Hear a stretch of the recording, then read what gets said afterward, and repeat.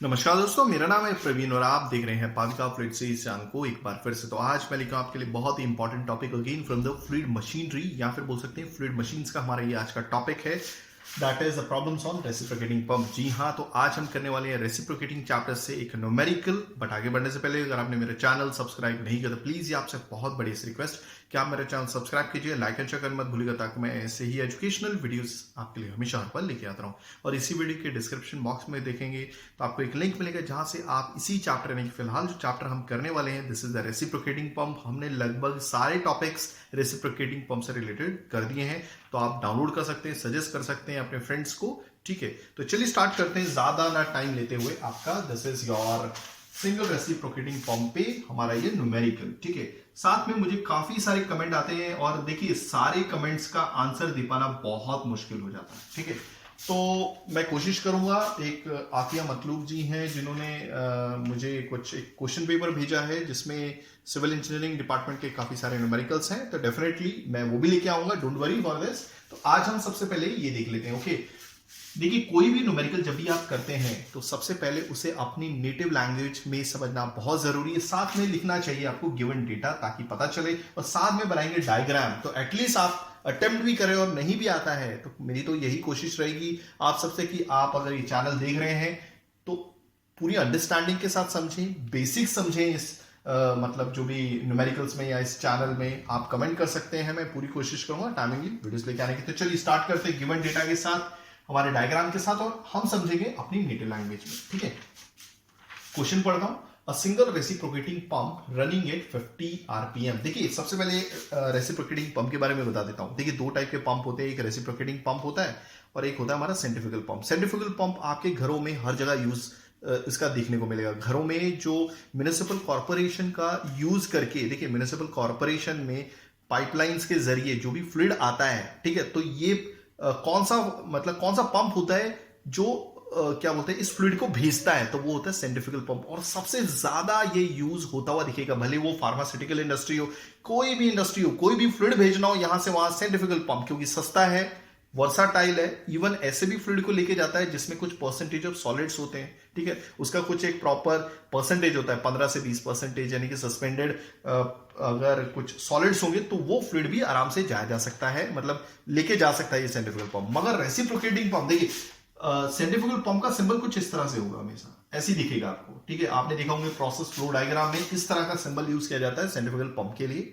Okay, और reciprocating pump के लिए जो मैं ऐसा बता देता हूं, कुछ इस तरह का आपको सिंबल दिखेगा। ये पिस्टन है, ओके, ये इसका इनलेट और ये इसका आउटलेट, बस इस तरह का ये मतलब सिंबल दिखेगा प्रोसेस फ्लो डायग्राम या प्रोसेस इंस्ट्रूमेंटेशन डायग्राम। तो चलिए अब जल्दी से हम इस अपने क्वेश्चन की तरफ चलते हैं। गिवन डेटा तो साफ साफ बोल रहा है कि एक सिंगल रेसिप्रोकेटिंग पंप है जो कितने आरपीएम पे रोटेट हो रहा है या ऑपरेट हो रहा है, 50 आरपीएम पे। तो हम आरपीएम को डिनोट करेंगे एन से, and this is your 50 RPM. ठीक है, ओके, साथ साथ में देखते होंगे कि मेरे काफी सारे वीडियोस हैं फिलहाल ह्यूमन रिसोर्स मैनेजमेंट पे हैं। ह्यूमन रिसोर्स मैनेजमेंट एक सब्जेक्ट आता है, उस पर फिलहाल आ रहे हैं। ओके, देन आगे बढ़ते हैं। Delivers 0.01 metre cube per second of water. देखिए फिलहाल जो रेसिप्रोकेटिंग पंप है, जैसे कि मैं यहाँ पे बात कर रहा था, हम रेसिप्रोकेटिंग पंप भी बना देते हैं। ठीक है, कुछ इस तरह की पाइपलाइन है हमारी, ये हाँ, ये है रेसिप्रोकेटिंग पंप का सिलेंडर। ओके, ठीक है, ओके, चलिए ये हो गया हमारा पिस्टन। क्या हो गया? पिस्टन। ये हो गया piston rod,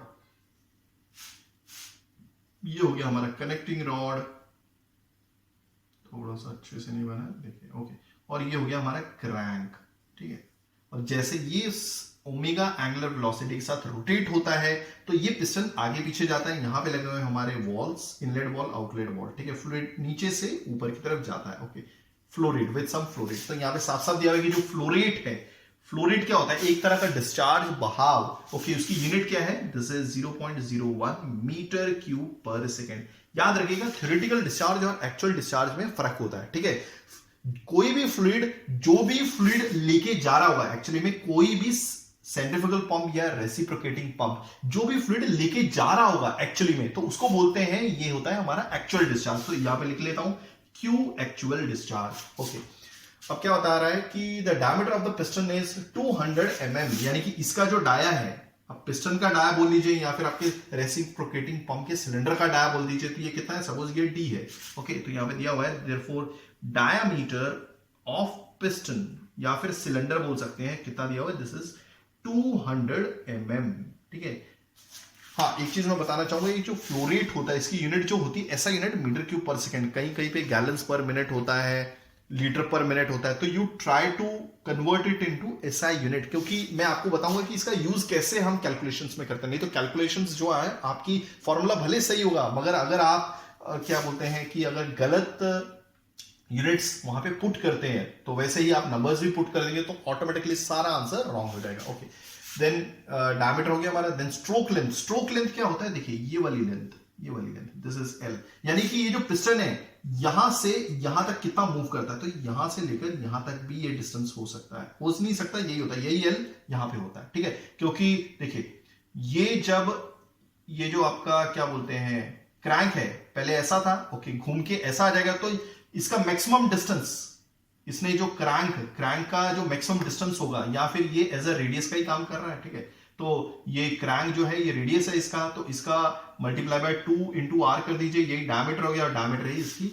length of stroke है। यानी कि पिस्टन आपका कहां से कहां तक मूव करता है, तो यहां से यहां तक मूव करेगा। ये आपका इनिशियल पॉइंट था और ये फाइनल डिस्टेंस था। इनिशियल मतलब आपका सक्शन स्ट्रोक होगा, फिर डिलीवरी स्ट्रोक होगा, तो उसने कितना मूव किया, एल, तो ये एल कितना दिया हुआ है, therefore they have given L is equal to how much, this is 400 mm। Clear हो गया ये? So that was your stroke length. Let me check everything is working fine. Okay, next is find the theoretical discharge. तो साफ साफ पूछ रहा है, यहां पे लिखता हूं, ओके, क्यू थ्योरेटिकल कितना होगा, याद रखिएगा जो दिया है वो एक्चुअल डिस्चार्ज है, तो this is again question mark. Coefficient of discharge, this is CD, क्या है, CD, this is coefficient of discharge. एक एक करके बात करेंगे क्या मतलब है। Then next is slip, slip कितना है, ओके, मैं ये भी बात करूंगा, और स्लिप का परसेंटेज कितना है। ठीक है, तो चलिए स्टार्ट करते हैं, ज्यादा मैं टाइम लेते हुए इसको मिटा देता हूं अभी। ओके, आई होप आपको क्वेश्चन पूरा अच्छे से समझ में आया होगा। ठीक है, चलिए, तो सबसे पहले हमें क्या फाइंड आउट करना है, क्यू थ्योरेटिकल। देखिए रेसिप्रोकेटिंग पंप के केस में जो डिस्चार्ज है उसका जो फॉर्मूला होता है दैट इज योर ALN/60। याद रखिएगा ALN/60, ये मेरे पिछले वीडियोस देख सकते हैं जहां पे हमने कितना यानी कि डिस्चार्ज हमें मिलता है एक सिंगल रेसिप्रोकेटिंग पंप का।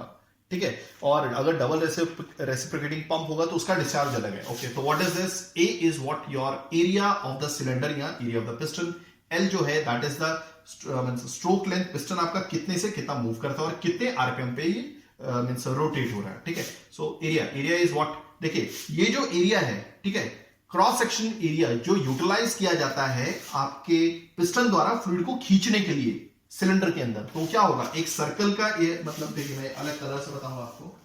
ठीक है, रेड कलर से बताता हूं, ये एरिया कुछ इस तरह से होता है जिसको मैं शेड कर रहा हूं, ये दिस इज योर एरिया, तो ये एक सर्कल को रिप्रेजेंट करता है। तो सर्कल का क्रॉस सेक्शनल एरिया क्या होता है, पाई स्क्वायर, यानी कि पाई d स्क्वायर बाय 4 भी बोल सकते हैं, तो this is pi d square by 4 into L, L कितना है हमारा, दिस इज, ठीक है, यहाँ पे एल लिख देता हूं, दिस इज n/60। ओके, सो और अच्छे से लिखेंगे, दिस इज पाई डी क्या आपका, याद रखिएगा पहले ये इंश्योर कीजिएगा कि ये mm है।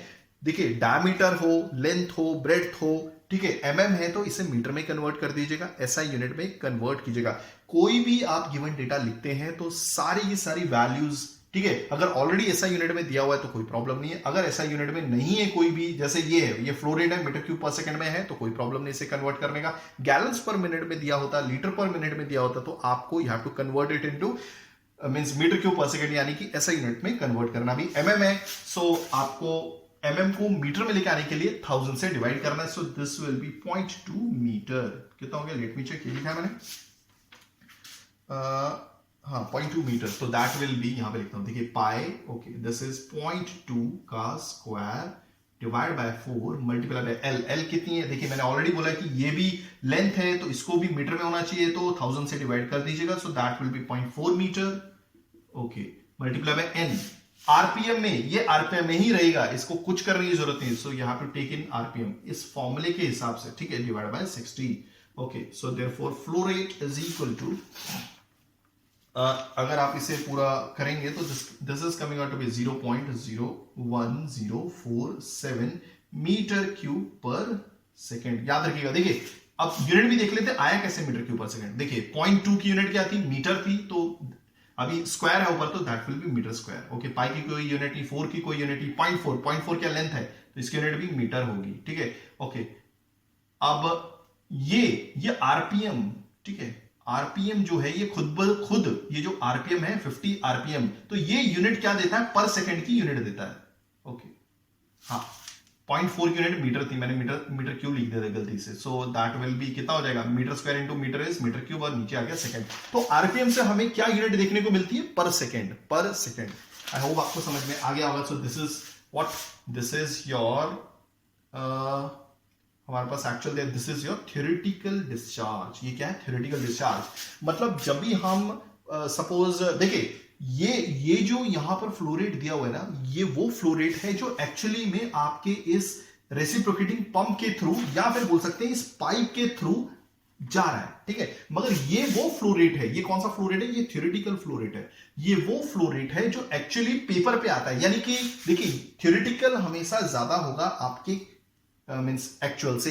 एक्चुअल वो वाला फ्लो रेट होता है जो एक्चुअली में गुजर रहा है आपके इस रेसिप्रोकेटिंग पंप से, याद रखिएगा। और थ्योरेटिकल वो होता है कि मैक्सिमम कितना जा सकता है, और ये भी फॉर्मूले के द्वारा ही हम कैलकुलेट कर सकते हैं, that is on paper he calculate किया जाता है। ओके, तो ये हो गया हमारा क्यू थ्योरेटिकल। ओके, अब बारी आती है हमारी, पहले लिख लेता हूं क्यू थ्योरेटिकल कितना है हमारा, this is your 0.01047 metre cube per second. Okay, this is your first. Okay, अब देखते हैं सीडी कितना है। देखिए सीडी क्या होता है, एक तरह का रेशियो होता है, या फिर अगर आप इसे 100 से मल्टीप्लाई करेंगे एक तरह का परसेंटेज हो जाएगा। ठीक है, अब मैंने आपको ऑलरेडी बताया है कि देखिए जो आपका ये क्यू एक्चुअल है ये हमेशा कम होगा आपके थ्योरेटिकल से, तो ये एक तरह से क्या बोलते हैं, डिस्चार्ज को कंपेयर करता है।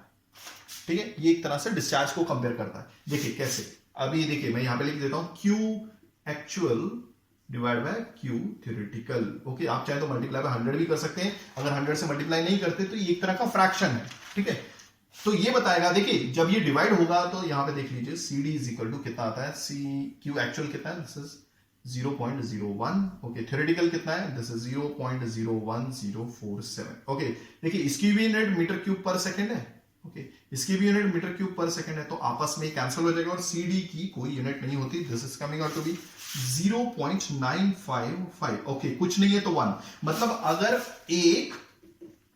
एक क्वांटिटी आपकी थ्योरेटिकल की फ्लो होती है तो उसके बदले आपका एक्चुअल की क्वांटिटी कितनी फ्लो होती है, 0.955 टाइम्स फ्लो होगी आपके इसकी, समझ में आ रहा है, आपकी थ्योरेटिकल की। एक बार वापस बोलूंगा, अगर एक क्वांटिटी मान लीजिए वो 1 मीटर क्यूब पर सेकेंड है, अगर 1 मीटर क्यूब पर सेकेंड आपका फ्लो होता है थ्योरेटिकल का पानी, तो एक्चुअल जो फ्लो रेट है वो कितना फ्लो होगा, वो 0.955 metre cube per second flow होगा। आप ऐसे भी समझ सकते हैं, यानी कि एक टाइप का रेशियो है ये। अगर ये एक जाता है मतलब एक फ्लो होता है, तो ये इसको कंपेयर करते हुए आपका ये जो फ्लो होगा 0.955 मीटर क्यूब पर सेकेंड से फ्लो होगा, ऐसा भी बोल सकते हैं।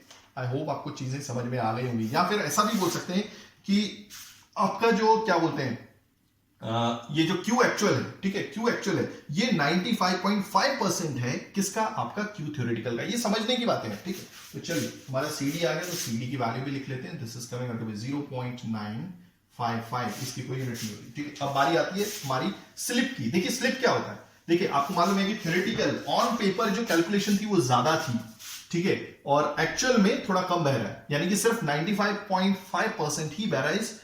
एक्चुअली में तो बहना ये चाहिए था, मगर बह कितना रहा है, वो इतना रहा है, तो कितना नहीं बह रहा है, तो दैट इज योर स्लिप। ठीक है, तो slip is nothing but Q theoretical minus Q actual. मैंने ऑलरेडी बोल दिया कि बहना तो इतना चाहिए था फ्लूइड आपका, ठीक है, यानी कि फ्लो रेट, मगर बह कितना रहा है, इतना बह रहा है, तो कितना नहीं बह रहा है वो होता है स्लिप।